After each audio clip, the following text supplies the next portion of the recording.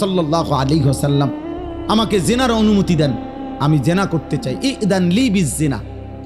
নবীজি তাকে 5টা প্রশ্ন করছে, যুবক কাছে আসো। নবীজি বলছে, তুমি কি চাও তোমার স্ত্রীর সাথে কেউ এই কাজটি করুক? সে বলছে না। বলছে, তুমি কি চাও তোমার বোনের সাথে কেউ এই কাজটি করুক? বলছে না। আমি সংক্ষেপে বলতেছি। নবীজি বললেন, তুমি কি চাও তোমার মেয়ের সাথে কেউ এই কাজটি করুক? বলছে না। নবীজি বলছেন, তুমি কি চাও তোমার মায়ের সাথে কেউ এই কাজটি করুক? নবীজি বলছেন না। স্ত্রীর কথা না, মাকে বলছেন। এরপরে নবীজি বলছে, তুমি কি চাও তোমার ফুফুর সাথে এই কাজটি কেউ করুক? যুবক বলছেন না। নবীজি বলছে, তুমি কি চাও তোমার খালার সাথে কেউ এই জিনা করুক?